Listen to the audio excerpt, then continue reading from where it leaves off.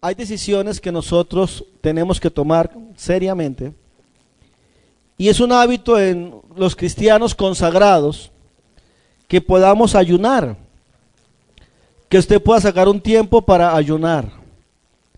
El tiempo para ayunar es importante, que usted pueda sacar un tiempo para sentarse, estar tranquilo y dejar que Dios le hable. A veces andamos en muchos afanes, a veces corremos demasiado, pero a veces no escuchamos la voz del Señor. Actuamos en nuestra fuerza humana, actuamos en nuestra vida profesional, de acuerdo a nuestra estadística, pero muchas de esas veces nos equivocamos. Y pienso que todos nos hemos equivocado en muchas cosas. Y aquí Jesús nos da un ejemplo maravilloso. Dice la Biblia que el Señor no se fue a un lugar cómodo. A veces nosotros oramos en nuestra casa cómodos. Algunos tenemos una almohadita para poner en el suelo, una alfombra, ponemos un ventilador, algunos ponen aire acondicionado para orar. El Hijo de Dios, nuestro Maestro, se fue a un cerro, se fue a una montaña, y allá en la tierra, en el piso, Él también tenía aposentos donde poder orar. Él pudo haber orado en un aposento, Él pudo haber doblado una manta y ponerla en el piso, Él pudo haber hecho eso, ir a una casa alta y abrir las ventanas para que fuera fresco. Pero no, el Señor se fue al monte y se postró en la tierra. Yo no sé cuántos hemos tenido la experiencia de ir a un cerro, a una montaña, a postrarnos en la tierra para orar. En Lima, por ejemplo, hay un lugar donde las iglesias se acostumbran a ir, en la zona del sur.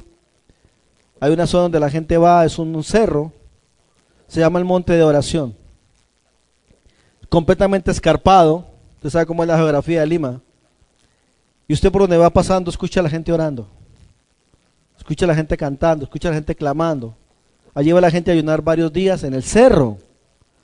Yo tuve la oportunidad de estar en Guatemala en un lugar de adoración llamado Almolonga. Para los cristianos que saben de avivamientos, apunte ese nombre si puede hacerlo, Almolonga. Hay un video que está en la internet, está en YouTube, sobre Almolonga. Se produjo un avivamiento en Almolonga donde fue tan impactante el evangelio que las cárceles se cerraron. Los borrachos dejaron de ser borrachos. Las cantinas cerraron. Los que vendían licor quebraron. Y usted va a ese lugar y todas las calles tienen nombres bíblicos. Usted va por la calle Jerusalén, por el Paseo Leví, se acerca a la fuente de soda, Jericó. Los negocios se llaman con nombres bíblicos, Efraín. Es increíble. Y usted camina y por cada cuadra los domingos encuentra un culto. En diferentes iglesias chiquitas encuentra cultos. Yo subí a hacer un ayuno a Almolonga. Y hay gente que estaba ayunando allá para ayunar 40 días. En el cerro. Es impresionante. Y usted pasa y cualquiera le dice, ven, quiero orar por ti. Es buscar al Señor. Las zanahorias en Almolonga son como mi brazo de grandes.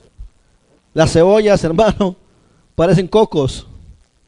Usted puede ver eso en la red, está en YouTube.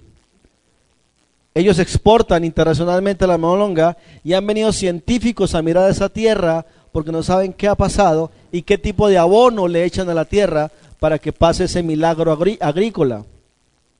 Y es que la Biblia dice en el libro de Crónicas, si mi pueblo se humillare, sobre el cual mi nombre es invocado, y oraren, y clamaren, y buscaren mi rostro, y se arrepintieren, la Biblia dice, yo oiré desde los cielos, perdonaré sus pecados, y sanaré su tierra. Pues hay un milagro, y todo avivamiento a nivel mundial, en la historia de la iglesia, se ha producido o ha nacido de un grupo de gente que comienza en oración. Si usted lee Marcos capítulo 1, Marcos 1, en el versículo 35, se puede dar cuenta que no era un caso exclusivo de Jesús, que fue la única vez que hizo eso. En Marcos capítulo 1, versículo 35, cuando él recorre Galilea predicando, el texto dice así: levantándose muy de mañana, siendo aún muy oscuro, salió y se fue a un lugar desierto, y allí oraba. Los relatos bíblicos datan de que el Señor Jesucristo oró siempre en la cuarta vigilia de la noche. Los tiempos judíos se partían en 4 vigilias para los que cuidaban las ovejas en el campo. La primera vigilia va de 6 de la tarde a 9 de la noche.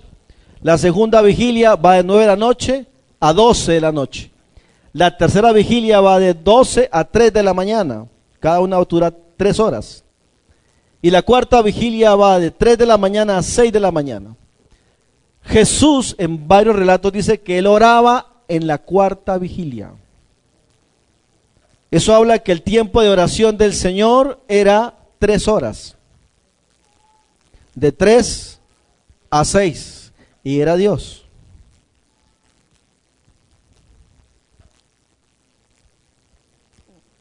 Era Dios. Usted puede ver también en Lucas capítulo 4. Como repito, no era un tema solamente cuando oró por la elección de los apóstoles, no. En Lucas capítulo 4, el versículo 42, el texto dice: cuando ya era de día, salió y fue a un lugar desierto, y la gente le buscaba. Y llegando a donde él estaba, le detenían para que no se fuera de ellos. Pero les dijo: es necesario que también a otras ciudades anuncie el evangelio del reino de Dios, porque para eso he sido enviado. Él siempre se apartaba a orar solo. Siempre tenía el hábito de apartarse solo, irse solo. A pesar de que las multitudes lo seguían, el Señor se apartaba siempre solo.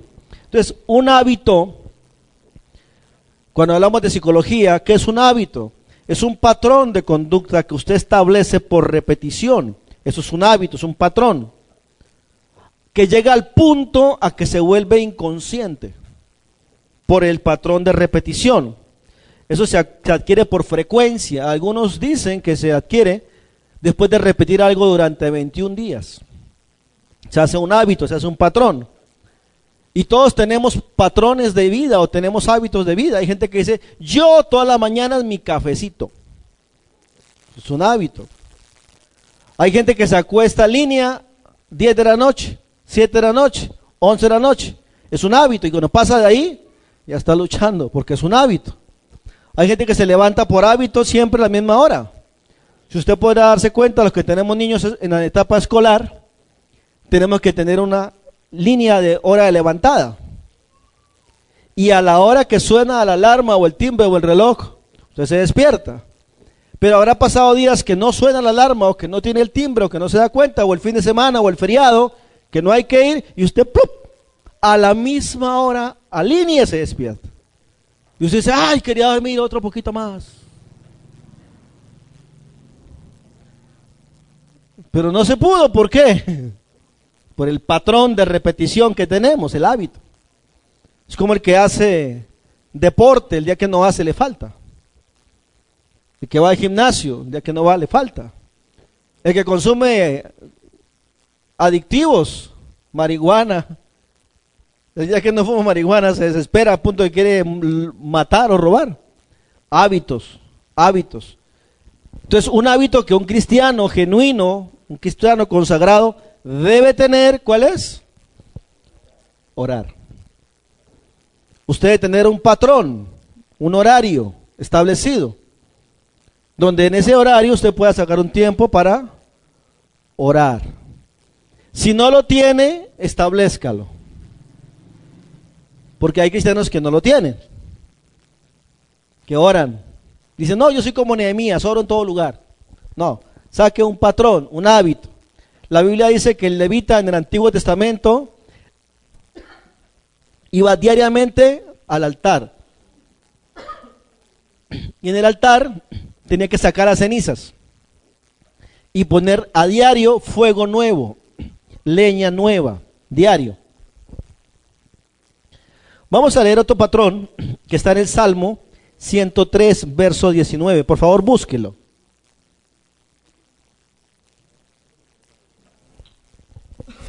Salmo 103. Salmo 103, verso 19. El segundo hábito del que quiero hablarles es el hábito de aprender a tener fe, de aprender a confiar en Él, de entender que Dios tiene el control absoluto de todo. Salmo 103, versículo 19, mira lo que dice. Jehová estableció en los cielos su trono y su reino domina ¿sobre qué? Sobre todos, sobre todos. Cuando el Señor, por ejemplo en el libro de Job, que Dios le habla a Job desde un torbellino, la Biblia narra que durante varios pasajes, desde el capítulo 38, Job estaba quejándose por su situación que tenía, ya que Satanás le había destruido la economía, le había matado a los hijos, lo había enfermado a él, y él decía, ¿dónde está Dios? Para que yo vaya ante su trono y hable frente a frente a él y exponga mi queja. Y así duró varios meses orando Job. Cuando Dios se le aparece a Job y le responde cara a cara, Dios intenta convencer a Job de que él no tiene el control, de que el control lo tiene el Señor. Y usted lee el Job 38 y la Biblia dice que Dios habla desde el torbellino y le dice a Job, ¿quién es este que oscurece el consejo con palabras sin sabiduría? Amárrate o cíñete o párate como varón. Yo te voy a preguntar y tú me vas a contestar, le dice Dios. Primera pregunta que le hace Dios, ¿dónde estabas tú cuando yo fundaba la tierra? A ver, ¿dónde estabas tú?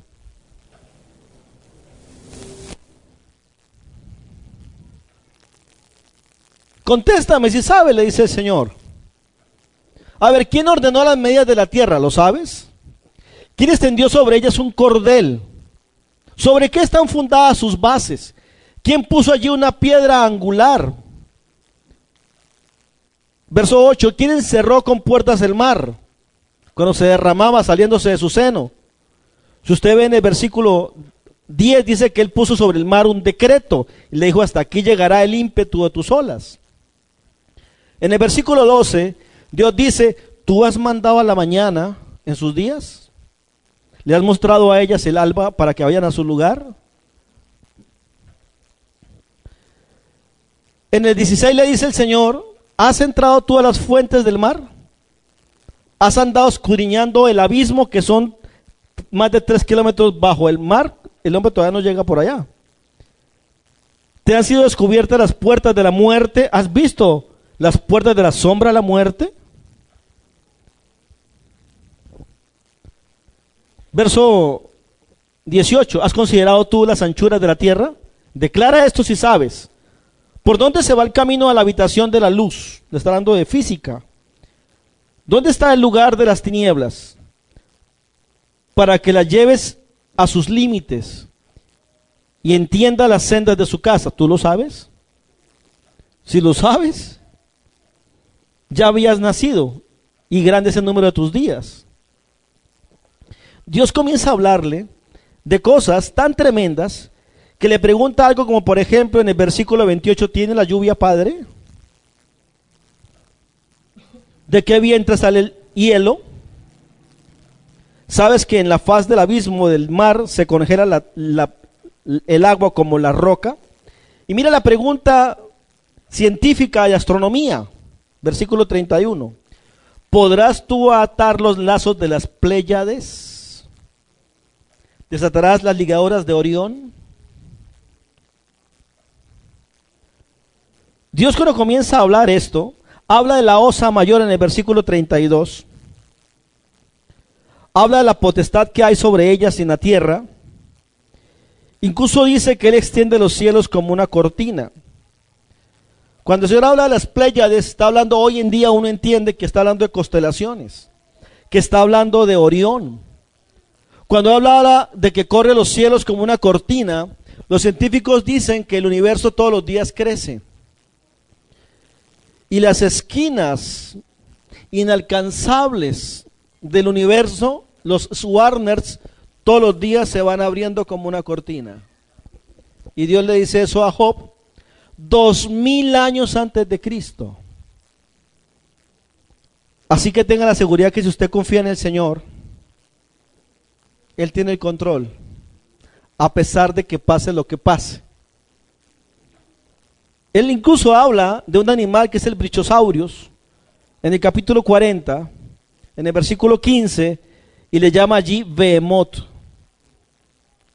Job 40:15 le dice: he aquí Behemoth, del cual yo hice como a ti. Ese animal hierba come como buey. La fuerza de este animal está en sus lomos, su vigor está en sus mulos de su vientre.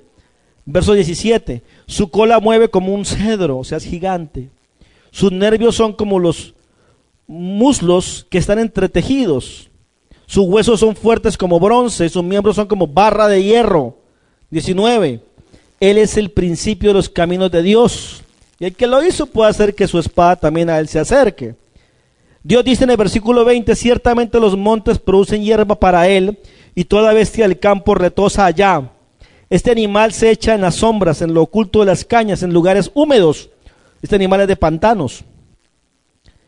El texto dice algo tremendo aquí. Dice en el versículo 22, los árboles sombríos lo cubren con su sombra, los sauces del arroyo lo rodean, y aquí sale de madre un río, o sea, un huaico. Se desborda un río, sale de madre un río, un huaico, pero él no se inmuta. Este animal era gigante. Dice que este animal tranquilo está, aunque todo un Jordán se estrelle contra su boca. También le habla al Leviatán, una serpiente marina, en el versículo 41:1. Entonces Dios le habla cosas a Job que muy poca gente se ha puesto a pensar. Lo que usted y yo debemos saber es que a pesar de la situación que usted y yo tengamos, Dios sigue al control de nuestro barco. Amén. Dios sigue al control de nuestra vida. Dios está en su trono y de allí no será conmovido. Y usted confía en ese eterno Dios, todopoderoso. Amén. A pesar de lo que esté viviendo, Él tiene el control. La segunda es eso, tener esa capacidad de que usted pueda confiar en el Señor. Un texto más de la fe está en Proverbios 3. El Proverbio 3, me encanta el proverbio por la forma como lo dice en el versículo 5. Mire, Proverbios 3:5. Fíate de quién, de tu suegro, no, de tu suegro no, de tu cuñado tampoco, del préstamo bancario tampoco. Fíate de quién, fíate de Jehová, fíate del Señor de todo tu corazón. No te apoyes en qué, en tu propia prudencia, en tus ideas, en tus conceptos, en tus estudios, en tu filosofía. Aquí dice no. Fíate del Señor con todo tu corazón y no te apoyes en tu propia prudencia.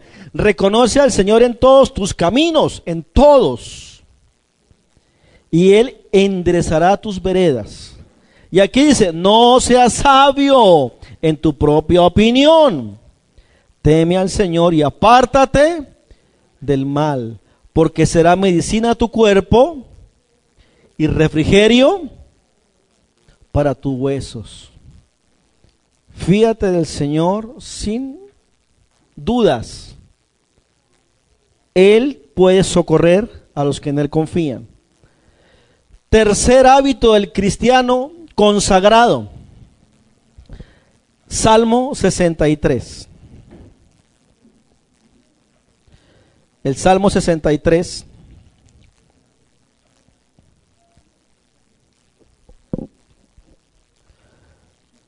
Salmo 63.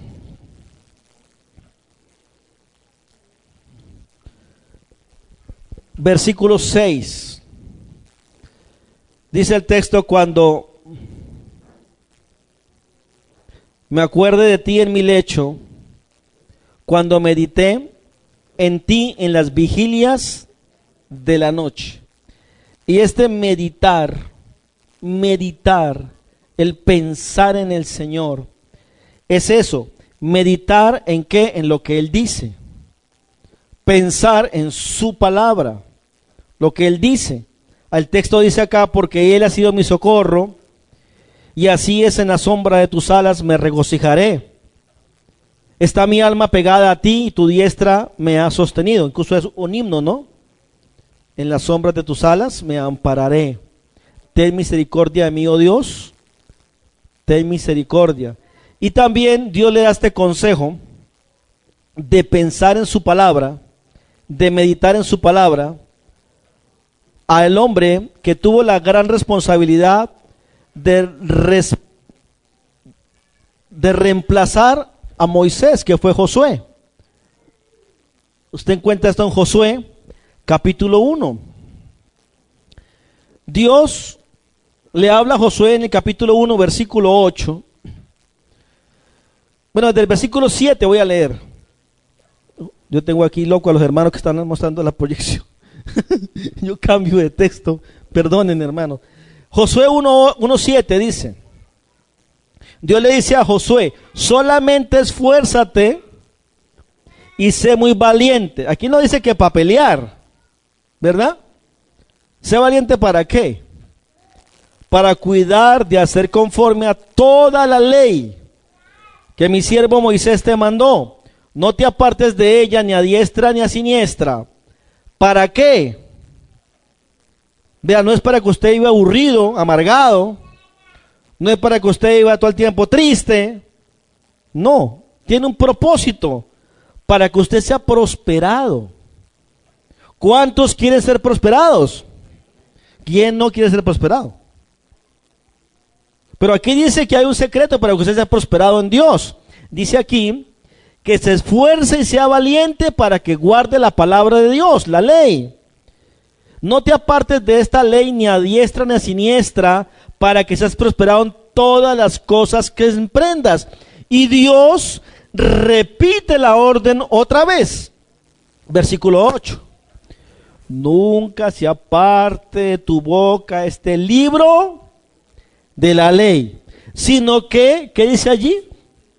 Día y noche, Facebook. No dice así.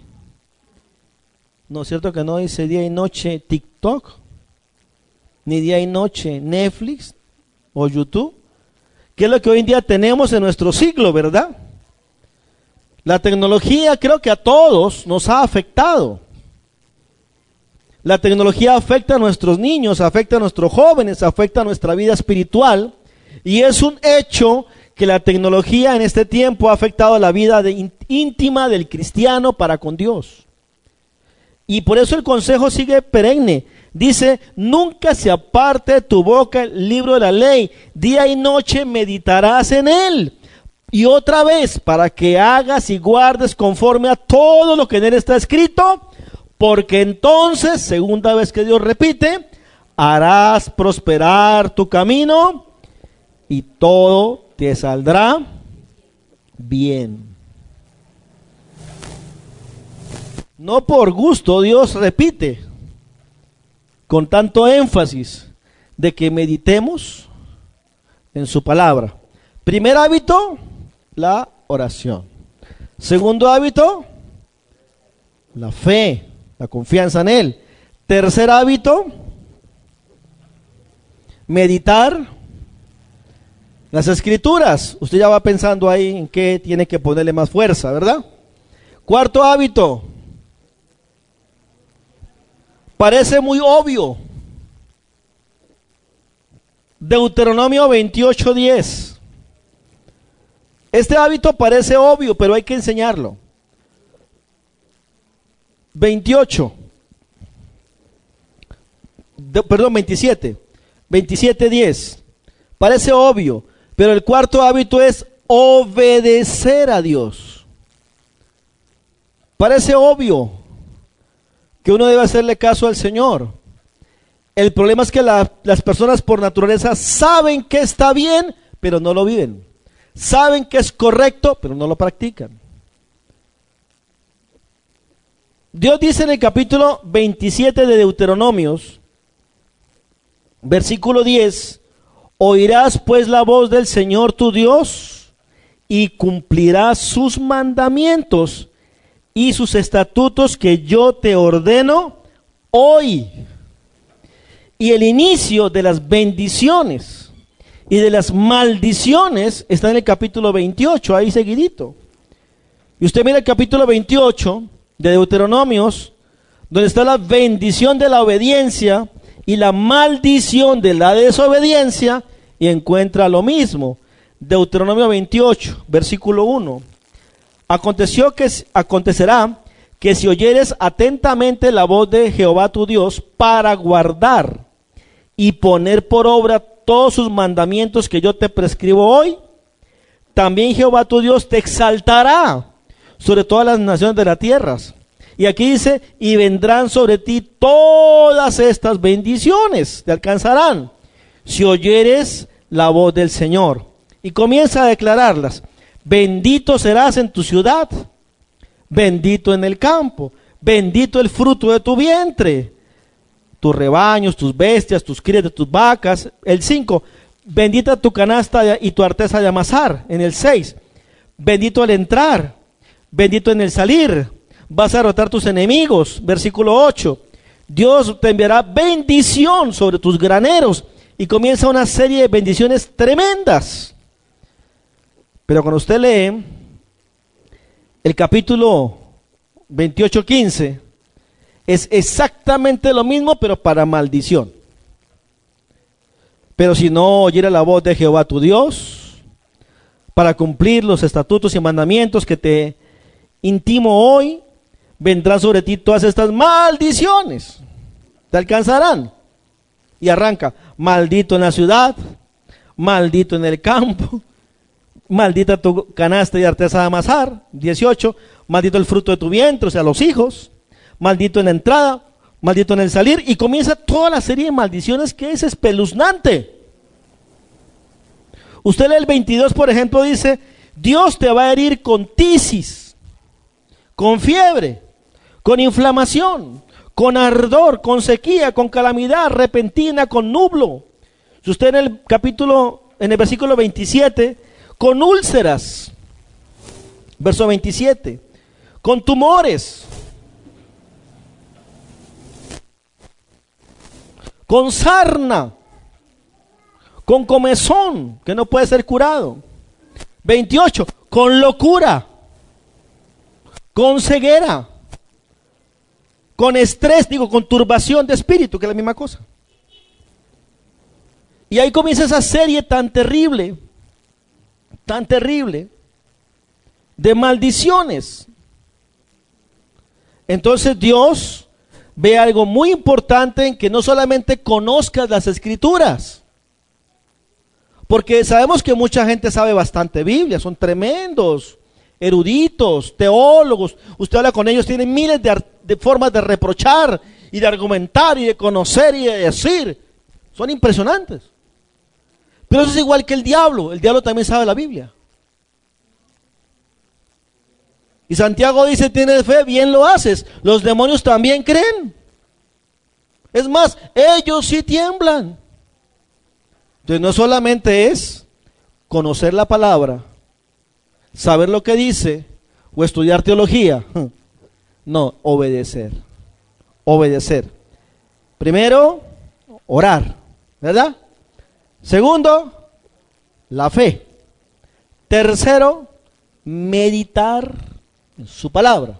Cuarto, obedecerla. Le voy a dar 2 textos más sobre la obediencia en la palabra. Mira, cuando el Señor delegó al rey Saúl, está en Primera de Samuel, delegó al rey Saúl, le dio una orden sobre la guerra que Saúl no cumplió. Y por esa orden Dios termina desechando a Saúl por rey y lo cambia, pone a David, porque David sí obedecía. Pero este texto dice algo interesante. Vaya a 1 Samuel capítulo 15.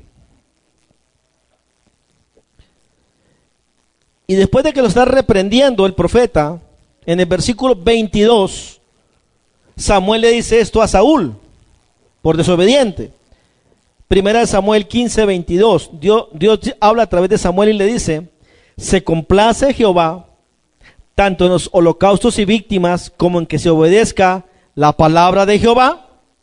Ciertamente el obedecer es mejor que los sacrificios, y el prestar atención que lo gordito de los carneros. El obedecer es mejor que los sacrificios. ¿Qué significa eso? Que es mejor hacer caso que estar ayunando. Que es mejor hacer caso que uno estar orando o rezando o dándose golpes de pecho. ¿Me entiende? Es mejor obedecer que hacer sacrificios o dar muchas ofrendas. Es mejor la obediencia que los sacrificios. Porque cuando usted obedece, usted está en comunión con el Señor. Usted realmente es un hijo de Dios. ¿En qué nos diferencia nuestra fe de la fe demoníaca? Porque el texto dice en Santiago: los demonios también creen. Entonces, ¿cuál es la diferencia? Que usted y yo hacemos caso. Amén. ¿No? Amén. Porque el diablo sabe la Biblia, pero no hace caso. Por eso la Biblia dice que Dios ha reservado un lugar que se llaman prisiones eternas para Satanás y sus demonios. Y allá va a ir todo aquel que está igual que el diablo, que sabe pero que no hace caso, porque sigue sus caminos, terminará condenado. Entonces el texto dice acá que es mejor la obediencia que los sacrificios. Ahora en Romanos también, en el Nuevo Testamento, en el libro de Romanos, también el Señor habla algo interesante cuando habla del día del juicio final. En Romanos capítulo 2. Y habla que el ser humano es culpable cuando sabe la palabra de Dios y no la obedece. Romanos capítulo 2. En el versículo 13, Romanos 2:13, dice: porque no son los oidores de la ley los justos ante Dios, no, sino los hacedores de la ley serán justificados. ¿Ves? Entonces no es el que escuche la palabra del Señor el que es justificado ante Dios, si no sería bien fácil. Entonces cualquiera que vaya a una iglesia, ese ya se salvó. Pero no dice que el que oiga. El texto dice que es el que obedezca. Serán justificados los obedientes. Amén. Primer hábito, orar. Segundo hábito, fe. Tercer hábito, meditar en su palabra. Cuarto hábito, la obediencia. Y vamos a hablar del último hábito. No, son 7, perdón. El quinto hábito es depender del Espíritu Santo. Depender del Espíritu Santo. Cuando el Señor se fue a ir de sus discípulos en Lucas 24, antes del Señor ser entregado, en la noche de Pascua, le dio una orden importante a los discípulos. Está en Lucas 24. El Señor le dice a los discípulos algo bien interesante. Antes de partir, de ir al cielo, en el arrebatamiento. Lucas 24 son sus últimas palabras en la tierra. Lucas 24, en el versículo 49. Si usted lee el versículo 37, Lucas 24, 37. 24, 37. Dice: entonces espantados y atemorizados pensaban que había un espíritu, y él les dijo: ¿Por qué estáis turbados y vienen a vosotros, a vuestros corazones estos pensamientos? Mirad, verso 39, mirad mis manos y mis pies, que yo mismo soy, palpad y ved, porque un espíritu no tiene carne ni huesos, como veis que yo tengo. Ahí estaba Cristo resucitado. Era una evidencia, porque comió con ellos. En el versículo 43 dice que Él tomó y comió con ellos. Y luego usted ve en el versículo 49 lo que le dice Jesús. He aquí, yo os enviaré la promesa de mi Padre sobre vosotros, pero quedaos vosotros en la ciudad de Jerusalén, ¿hasta cuándo? Hasta que sean investidos del poder de lo alto. O sea, ustedes necesitan el Espíritu Santo, en pocas palabras. Cuando usted va al libro de Efesios 5, ustedes como saben tanto de Biblia, buscan tan rápido, no hay problema, ¿verdad? Efesios 5, son veloces. En Efesios 5, el verso 18, dice la palabra del Señor, Efesios 5, 18, no os embriaguéis con vino, en lo cual hay disolución, antes bien sed llenos del Espíritu de Dios, del Espíritu Santo, ¿no? Y hablan entre ustedes con salmos, con himnos, con cánticos espirituales. Entonces está diciendo que seamos llenos del Espíritu. ¿Y usted cómo se llena del Espíritu? Haciendo lo anterior, orando, ¿verdad? Teniendo fe, meditando en las Escrituras. Es clave eso. Si usted no ora, si no ayuna, si no es la Biblia, pues va a ser lleno más bien del Facebook, del YouTube, del WhatsApp, del TikTok, del Netflix, de series, de novelas y novela.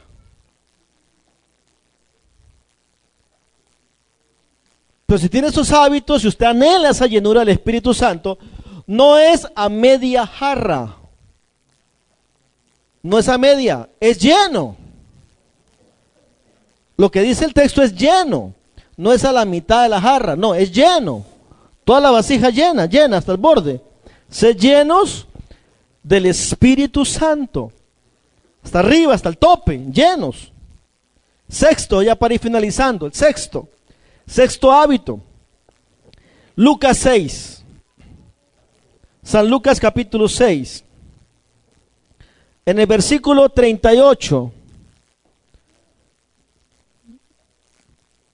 Jesús dice algo increíble acá, que es esa ley de hay gente que le llama la ley del karma, ¿no? Pero Jesús le llama la ley de la siembra y cosecha. San Lucas 6:38. Dad y se os dará. Medida buena, apretada, remecida y rebosante darán en vuestros regazos, porque con la misma medida que medís, os volverán a medir. El ser dadivosos, esa es la número 6. Ser dadivosos. Jesús dijo algo cuando le preguntaban a él si tenían que pagar el impuesto. Y Jesús dijo, dale a Dios lo que es de Dios y al César lo que es del César. Cuando él habló en Mateo 23:23 de darle a Dios lo que es de Dios, ¿a qué se refirió? ¿De qué está hablando él? Del diezmo y la ofrenda. Y Jesús nunca anuló el diezmo en la Biblia. Mateo 23 dice, era necesario hacerlo, pero no dejar de hacer lo otro, que era ser justos, misericordiosos, compasivos. Entonces, dad al Señor lo que es del Señor, dale al César lo que es del César, y dale a Dios lo que es del Dios. ¿Y qué dale al César? Pagar los impuestos, que usted no deba los impuestos, no deba el agua, no deba la luz, no deba los impuestos, no sea reconocido por tramposo. es ser dadivoso. Y también la Biblia dice, al que te pide, dale. Si está en tus facultades darle, darle. No se lo neguéis, dice la palabra del Señor. Ser misericordioso. Es más, el texto en Proverbios dice, al que al pobre da, a Dios le presta. Imagínate. Y Dios no es deudor de nadie. También Jesús dice, en el día de la resurrección, muchos me dirán, Señor, pero ¿cuándo te vimos? Y él, ¿qué dice? Porque tuve hambre y me diste de comer. Porque estuve desnudo y me cubriste. Porque estuve con hambre, me diste de comer. Porque estuve en la cárcel, me visitaste. Porque estuve enfermo y viniste a verme. Y ellos dirán, pero Señor, ¿cuándo te vimos? Y él dice, lo que hagáis con uno de aquellos pequeños, conmigo lo hicieres. Entonces, ser dadivoso es el sexto hábito de un cristiano consagrado. La Biblia dice que el que sabe hacer lo bueno y no lo hace, le es pecado. Le es contado por pecado. Muy bien. Sí, los avaros no van al cielo. Es más, el proverbio también que habla de fíate de Jehová con todo tu corazón, no te apoyes en tu propia prudencia, ese proverbio, el 3 creo que es, Proverbios 3, ahí también habla de eso, Proverbios 3, desde el 5, hermano Rubén, que está al control.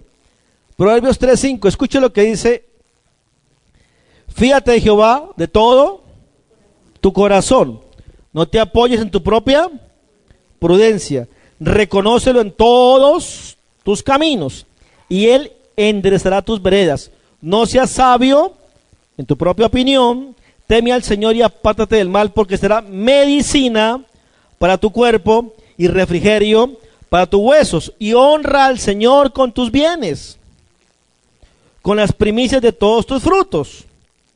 ¿Y qué recompensa hay? Serán llenos tus graneros con abundancia, y tus lagares rebosarán de mosto. En ese tiempo era la cosecha y era un símbolo de abundancia y de bendición. Entonces estamos hablando de que el Señor no es deudor de nadie. Amén. Entonces, primer hábito, ¿se acuerdan cuál era? La oración. El segundo, la fe. El tercero, meditar en su palabra. El cuarto, la obediencia. El quinto, depender del Espíritu Santo. El sexto, ser dadivosos. Y el último, y no menos importante, el hábito de perdonar.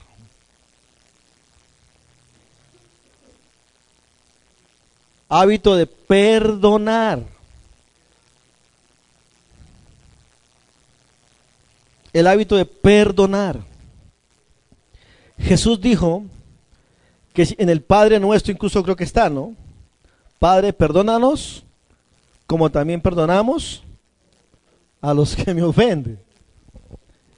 Como también yo perdono a los que me ofenden. Y la gente que no perdona, ¿qué está pidiendo entonces? Juicio. Perdóname como yo perdono. ¿Verdad? También Jesús dijo, cuando Pedro le pregunta, Señor, ¿cuántas veces he de perdonar a mi hermano? ¿Qué le dijo Jesús? Hasta 70 veces 7. O sea, en pocas palabras, siempre, porque eso era por día. También Jesús dijo, si no perdonas a los hombres sus ofensas, tampoco vuestro Padre Celestial perdonará las vuestras. Entonces hay que tener siempre ese hábito de perdonar. Miremos un texto de Efesios,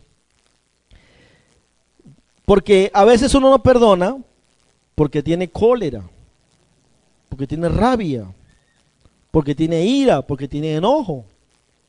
Mira lo que dice Efesios en el capítulo 4, hablando de la nueva vida en Cristo. Desde el versículo 17 dice, esto digo y requiero en el Señor, que ya no anden, no se comporten, no se conduzcan como los paganos, como los gentiles que andan en la vanidad de su mente, con el entendimiento lleno de tinieblas, entenebrecido, ajenos de la vida de Dios, por la ignorancia que en ellos hay, por la dureza de corazón, los cuales después que perdieron toda sensibilidad, se han entregado a la lascivia, al pecado sin freno, para cometer con avidez toda clase de impurezas. Entonces, aquí hay una dureza de corazón. No es que sean torpes, tontos, brutos, no. Es que son duros de corazón. Y el 23 dice, renovaos en el espíritu de vuestra mente. El 23.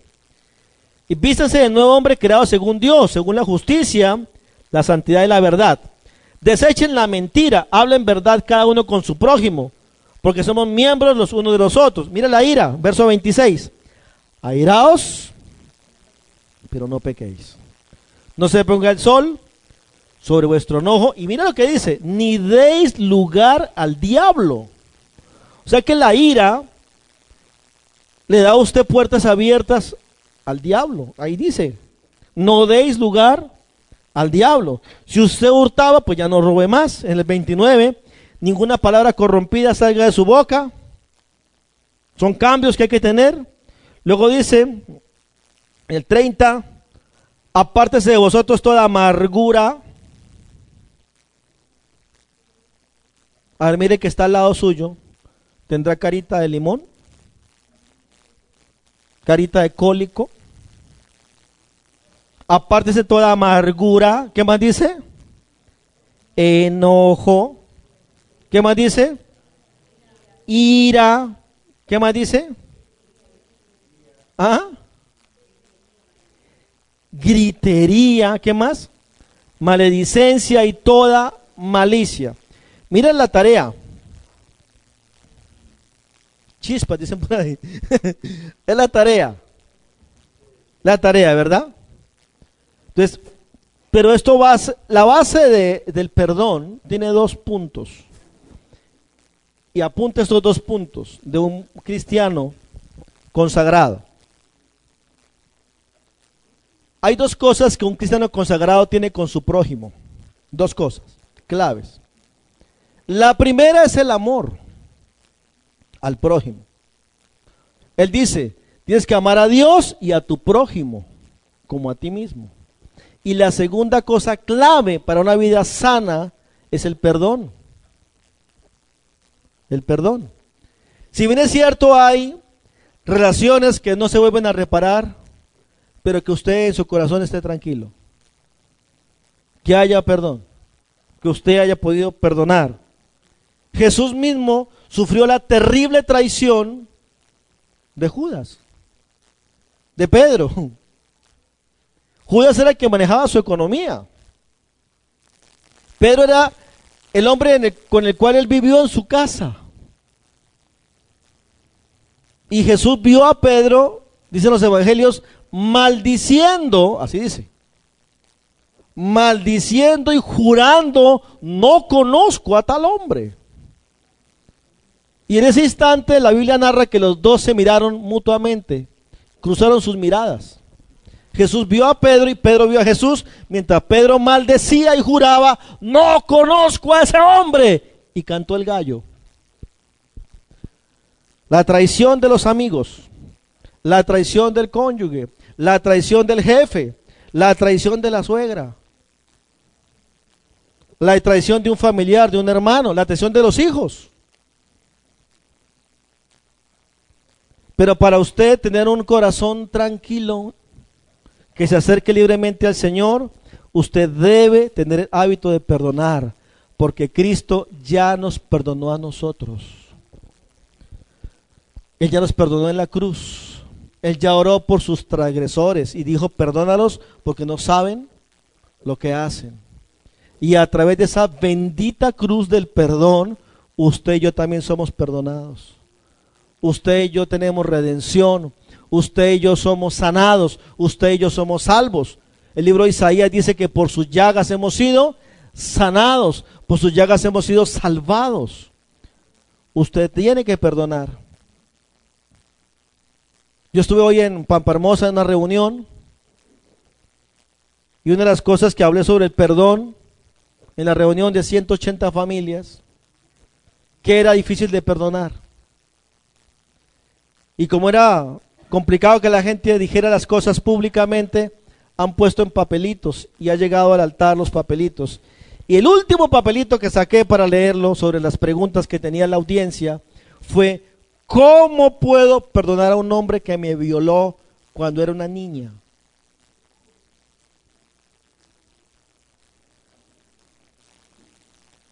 Y no hay una forma humana de perdonar más que el amor de Dios, porque el amor de Dios excede todo conocimiento. Nosotros no podemos hacerlo de manera natural. De manera natural uno quiere matar a ese infeliz. Pero el amor de Dios nos enseña que usted tiene que perdonar. La palabra en griego bíblica de perdón es apolute, y apolute es soltar, dejar ir, liberar. Usted se libera cuando perdona, pero también libera al otro. Y a veces el que le violó ya se murió. Y usted sigue con esa angustia en su alma. Póngase a los pies de Jesús, a los pies de Cristo, y verbalice: Señor, en el nombre de Jesús, yo perdono a esa persona. Y usted va a ver los resultados de su vida espiritual. Hay que perdonar. Tenemos que perdonar. Es una orden del Señor.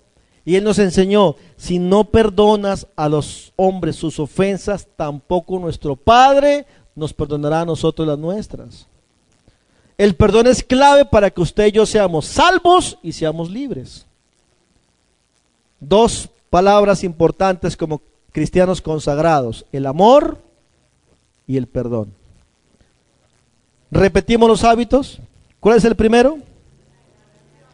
Orar. El segundo, la fe. El tercero, meditar en su palabra. El cuarto, obvio, ¿no? Obedecer. El quinto, ser llenos del Espíritu Santo. El sexto, sea dadivoso.